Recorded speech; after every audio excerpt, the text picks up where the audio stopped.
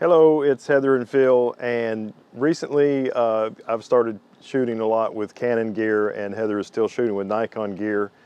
And a lot of times when we show our pictures, commenters have said, "Oh, I love those Nikon colors. Those Nikon colors are so much better." And I'm sure Nikon colors are great, but I think Canon colors are just as good. And a lot of times I think what the difference is and why Heather's pictures look better in terms of color is because Heather is really good with editing a photo in terms of color. And you know, she's been editing photos a lot less time than me, but she's just a quick study and a natural at these things. I'm continuing to work to improve, but a lot of people have said, hey, if Heather's such a good photo editor in terms of color, why don't you do a video and demonstrate Heather's photo edit? And so, Heather, are you game for that? I'm game. You game? I'm game. All right. So what we're going to do is we're going to use my computer because it's got a larger monitor, and we can do a 4K screen recording of Heather working on a photo that she made when she and I went to Coolidge Park. A photo of Market Street Bridge, right? Mm-hmm. Yeah. So without further ado, let's go to Lightroom. Hey you guys, this is Heather. So this is the photo we're going to be working on in this video. The only thing I've done to this photo so far is just remove some sensor dust. So I'm just going to take you step by step through what I did with this photo to get to the final product that you guys saw in the video. This is typically the process I use on any landscape photo. There may or may not be things that I'll leave out, like in a wildlife photo or something like that.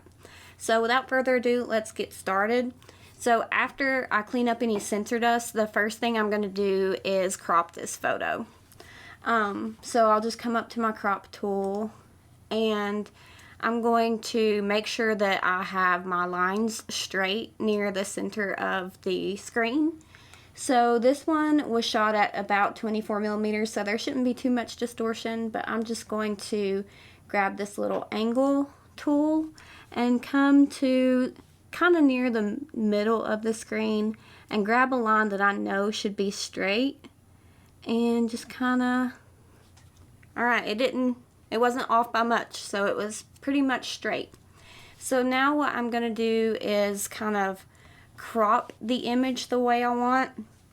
I'm going to crop out any distracting elements, so like these plants or this grass down here I'm going to crop out, and this here on the side I'm probably going to crop out too.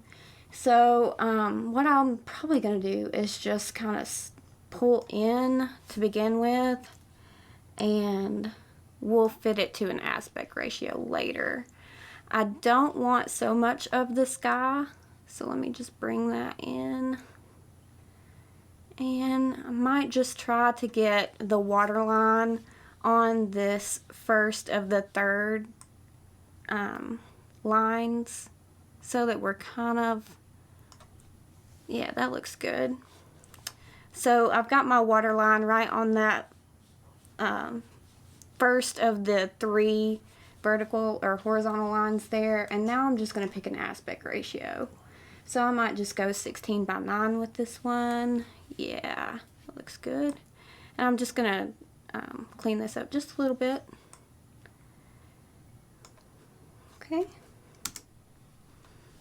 Okay, and that's pretty close to the crop I had before. I see that I still have some of this grass down here in the bottom, so I'm just gonna fix that so that we get rid of that grass.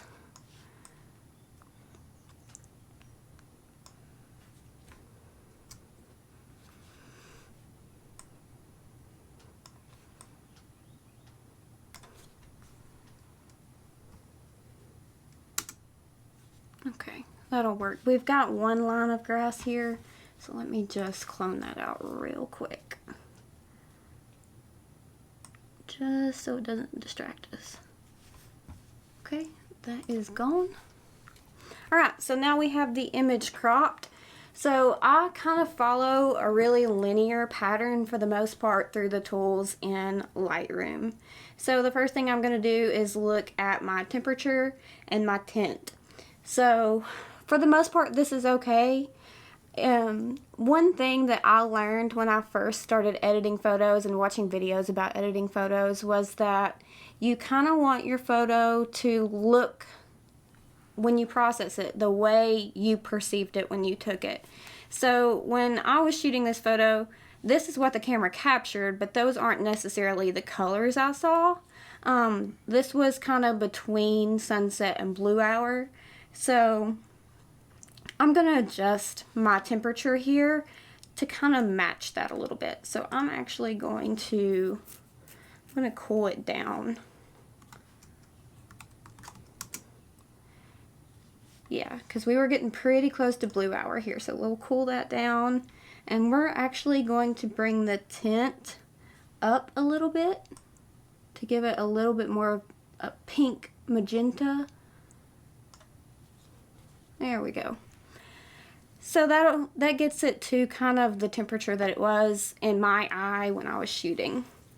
So the next thing after I get my temperature right is to get my exposure right. So a lot of times I'll do this, push auto, and just see what this thing kicks out. So it's actually it's not that far off. So I'll just dial this in. Let's see, exposure. I'm gonna bring it down just a little bit. Contrast is fine. Highlights, that's fine. Shadows, I'm going to go ahead and bring my shadows up a little bit so that we can kind of recover some of the shadow detail underneath the bridge. So I'm just going to go ahead and bring those all the way up. And then my whites, I'm actually going to bring my whites down a little bit. And my blacks, I'm going to make them just a little darker. Okay, so that nails the exposure. Once I have the exposure dialed in, the next thing I'll look at is in the presence panel. So I really usually don't do anything with texture, clarity, or dehaze. First off, if I decide I need some of that later, I'll go back in and add it. Really what I'm looking at is the vibrance and the saturation, which when I push that auto, it went ahead and set these for me, and I like those values where they are. So I'm just going to keep those there. The next thing I do, I skip tone curve. I usually don't do anything with tone curve on landscape photos. The only time I ever use tone curve is if I'm doing portrait work.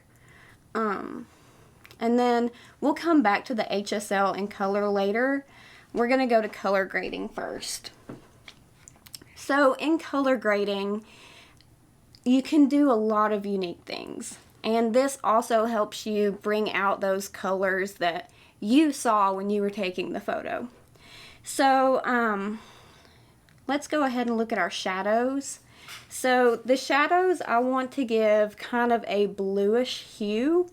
And what I kind of do when I work with color grading is I'll set my saturation at about 20. Let me just go ahead and do that. And then I just drag the hue slider around until I get a color that I like.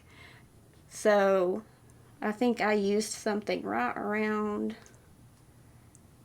in here when I was developing originally. So that's something I learned in a video I watched as well. Just kind of set your saturation between 15, 20 and drag this hue slider until it gets to a point where you're like, yeah, that's it. So that's where I want my shadows. Now I'm going to look at the midtones. And I'm going to do the midtones I don't want to do as much with. Because those are the main things you see in the photo are your midtones, and I don't want to make those look unnatural. So I'm just going to put those at about a saturation of 5 and then just drag that hue slider again.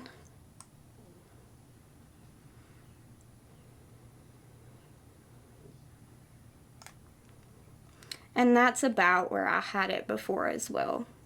So that gives my midtones just a little bit of a purple tone. So that's about the right color for the time period of the day and the color that I was seeing when I shot the photo. And the last thing we'll do is hit these highlights. Now the highlights I want to be kind of a pink magenta type color. Like I said, sunset, so it was pink, purpley, transitioning over to blue hour. So I'm going to, my highlights, I don't care if they're a little more saturated. So I'm just going to put those at 20-ish and drag this hue slider where I want it.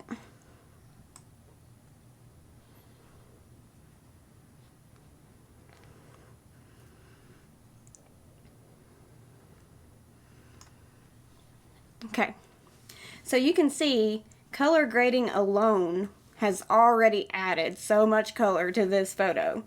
And now that we've done that, what I do is I go back into HSL and color and I do some finer work on the colors. So the first thing I do, Phil has his set up a little differently than I have mine set up. But I just go through each of the main colors I see in the photo. So I see a lot of yellows here in the lights, and some of that, especially right here, is kind of drawing more attention than I would like. So I'm going to come into that yellow and I'm going to drop the luminance of it just a little bit. And by a little bit, I mean a moderate amount. And that kind of helps detract from some of those distracting elements in the photo. The next thing I look at are these greens. So I kind of want these greens to be a little more muted as well. So what I'm going to do is I'm going to drop the saturation of my greens and drop the luminance of my greens, just so that they kind of hide a little bit, because I really want the focus to be more on the bridge here. So I just kind of hide those in the background. Now aqua, you guys are going to die when you see what I do to aqua. So aqua, I'm going to go crazy. Aqua, I'm going to pull my sat all the way up. And I'm going to pull my luminance all the way up.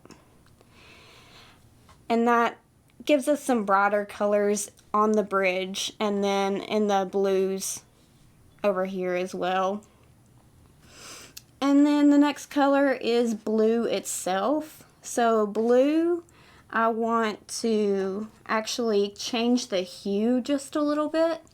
So this hue slider, I can make the blue more aqua or more toward the purple. I'm just going to bump it toward purple just a tiny bit. And then I'm going to bump the saturation just slightly. And then drop the luminance, because I don't want it to be as bright as it is, especially this bar right here. I might want to hide that just a little, so let me just drop the luminance. Didn't help that bar very much, but you could see what it did to the picture. It darkened up those blues just a little. So the next color we're going to look at is the purple. Purple, I go a little crazy with the purple too. So purple, I change the hue so that it leans more toward magenta. Magenta, magenta, magenta. Because it was kind of magenta-ish outside. And then bump the sat all the way up. And then we're going to bump the luminance as well. And I kind of, when I'm doing this, I play with it until I get it where I want. I don't always know exactly where I'm going to go. I just play with the colors until I'm like, yeah, that looks really nice. Okay, so that is all the color. So I'm just going to collapse this. The next thing I'm going to do is just come in here and remove the sharpening, because I'm going to put this through Topaz Denoise AI, and it does a nice job sharpening, so I don't want to do any sharpening here just yet. So the last thing I do in Lightroom are my brushes and my filters. So with my brushes, the first thing I want to do is bring more attention to this bridge. because I want it to pop out a little bit more. So what I'm going to do is take my brush, I'm going to change it to Dodge, and I'm just going to start painting. And I'm actually going to turn this to where I can see the red. For those that don't know, you push O and you can see the red on here, so you can see where you're painting. And this might take me a while, so we might speed this up.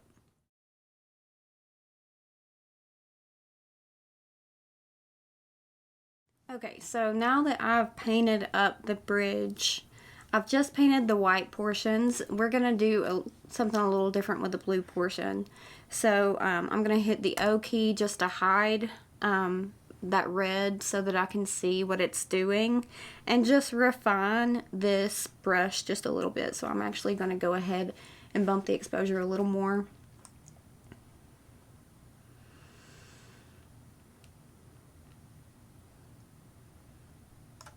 And I'm going to bring the highlights down. And then I'm going to bump my whites a little bit. And I'm actually going to completely desaturate it. We might add some of the saturation back in. So that brightens up the white on the bridge, just to give it a little bit more presence. The next thing I'm going to do is I'm going to grab a Grad Filter. And I'm just going to toss it down here at the bottom. And let's see, it should highlight the whole image. So what I'm going to do with this Grad Filter is I'm going to do a range mask for color. And I'm going to grab the blue in the bridge. So let's just see if that... and we'll just refine this a little bit so that we just get the blue on the bridge. So let me actually just kind of do this. Maybe even a little more. Okay. And now that we've just got the blue basically on the bridge, we've got it in a few other areas, but not enough to really affect the image too much. What I'm going to do is kind of brighten up that blue. So I'm just going to bump the exposure a little bit, and I've done that here with the Dodge tool. So the blue is brightened, the white is brightened on the bridge, and now the last thing I do in terms of filters is I grab a radial filter and do a vignette. So I just stretch that out around the image, and I'll change this to burn, and you see that kind of darkens the edges, and I can manipulate it in here so that my focus kind of stays on the bridge and it darkens everything around it a little bit, but not much.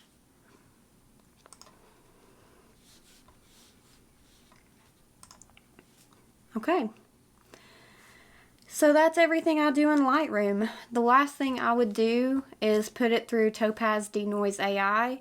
You can see I've got, the ISO was only 100, but there's still some noise in here. Let's do the before thing. Okay, so I'll show you what we started with, the before. So that was the image before we even started editing it. And then here is the image after we've done all the edits to it. So before. But that's after the crop. It's yeah. Everything except the crop. Except the crop, yeah. It's pretty awesome. Yep. So yeah, the last thing I would do is put it through Topaz, get some of the noise out, and sharpen it up a little bit. Great job. Looks beautiful. I did not do nearly, because I took pictures of that same bridge from a very similar area, and I didn't do a lot of that stuff. I did some of that stuff, but not all that stuff, and it's really beautiful. Good work. High five. Okay, we hope you enjoyed that demonstration of Heather's photo editing work through. I don't guess it's exactly the same for every photo, is it? But this is the way that she worked on this particular landscape, cityscape, nightscape photo that she made that evening. And thanks for watching. I hope you like the content. If you do, we really appreciate a thumbs up. And if you want to see some more like this, subscribe and hit the notification bell. And as always, we look forward to seeing you in the next one. Bye-bye.